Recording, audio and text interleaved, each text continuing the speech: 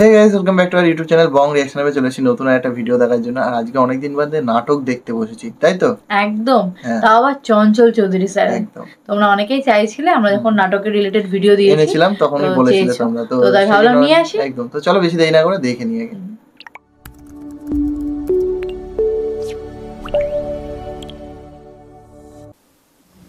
ও doctor, doctor এদিকে আসেন, একটু পদধূলি দিয়ে যান।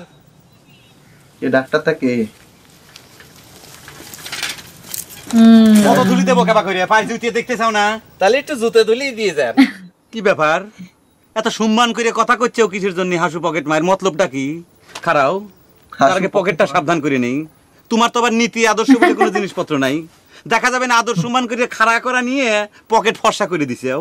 সি সি সি সি ডাক্তার, এই কথাটা কিন্তু তুমি ঠিক কইলে না। আচ্ছা তোমাকে একটা কথা জিজ্ঞেস করি, তোমার সামনে যদি কোনো রোগী পড়ে থাকে, হ্যাঁ, তাহলে তুমি কি করবা? তাকে ফালাই দিয়ে চলে যাবা? কি করছো? কনে রুগী? কি হয়েছে তোমার? আরে আমি না, আমি একটা উদাহরণ দিচ্ছি। তুমি কি করবা? রুগীটাকে দেখে তুমি কি করবা আমাকে একটু কও দিনি।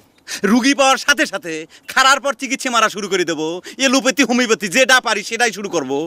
এই তো লাইনে আইছাও।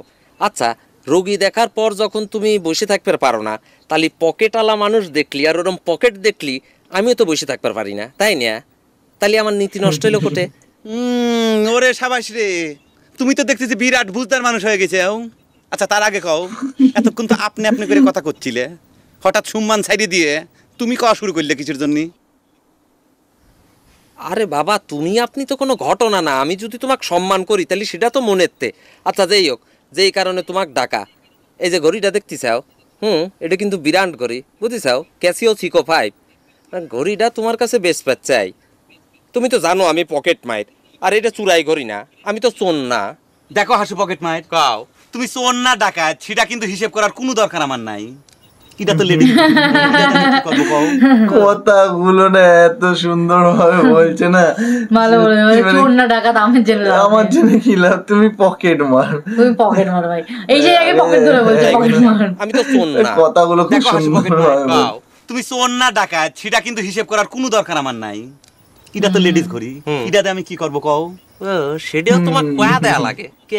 তোমার ভালোবাসার কোনো লেডিস কেটে উপহার দিয়ে দিয়ে নে। হায় রে ভালোবাসা রে ভাই, ডাক্তার মানুষের জীবনে ভালোবাসা টেকে না ভাই। কে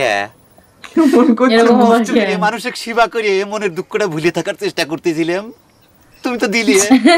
আগুনের ভিতর ঘি ঢালি দিয়ে দাও দাও করে জ্বালা পুরা ছারখার করে দিলে। কয়টা দিন আগেই ঘড়িটা আমার কাছে সাজতে, আমি আমার সর্বস্ব বিক্রি করে হলি বড়ও এই ঘড়িটা কিনে নিয়ে শিফালিক উপহার দিতাম। থাক, এখন তো আমার কিচ্ছু নাই রে ভাই। একটা সানগ্লাস, একটা টেলিস্কোপ, একটা ব্যাগ, সাইকেল, আর এই জুতে খান আমার সম্পত্তি সব কিছু হারা।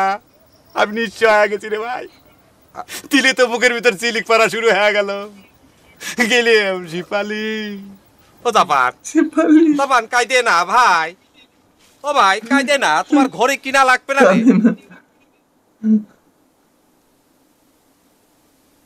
ভাই কি রকম,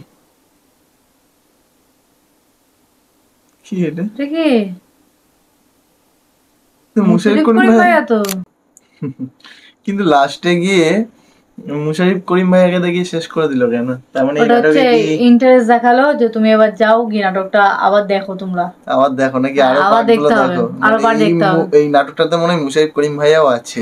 এই নাটকের একটা ক্লিপ আমরা দেখেছিলাম, বলো? এই যে ডাক্তার আছে এক জায়গায় এলোপ্যাথি হোমিওপ্যাথি, এই কথাটা শুনেই মনে পড়লো। হ্যাঁ, তো মানে সত্যি চঞ্চল চৌধুরী স্যার এত সুন্দর অ্যাক্টিং করে, মানে কথাগুলো স্টাইলগুলোই বেলায় ভাই। সুরে সুরে লাস্টে কান্না দেখলে, কান্না এমন কান্না আর কদিন আগে থাকলেও আমি কিনে নিতাম, সব বেচেও কিনে নিতাম। এখন আমার কাছে শুধু একটাই স্ক্যান গ্লাস আর এই জুতো, এই স্টেথোস্কোপ আর সাইকেলটা আছে। সত্যি বেশ ভালো লাগলো। অনেকদিন পরে নাটকের একটা ক্লিপ দেখেছি, ভালো লাগলো। মজাদার একটা নাটকের ক্লিপ ছিল, ছোট্ট একটা ক্লিপ ছিল, বাট মজাদার ছিল। তো তোমাদের কার কার চঞ্চল চৌধুরী স্যারের নাটক দেখতে ভালো লাগে কমেন্ট বক্সে লিখে ফেলো। ভালো লাগলে লাইক শেয়ার করবে আমাদের ভিডিওটা। আর এরকমই ছোট ছোট বা বড় বড় ক্লিপ চাইলে আমাদেরকে কমেন্ট করতে পারো, আমরা নিয়ে আসবো। একদম। চলো এই ভিডিওটা শেষ করি, এখানে শেষ করছি। দেখা হচ্ছে নেক্সট ভিডিওতে। ততক্ষণের জন্য টাটা।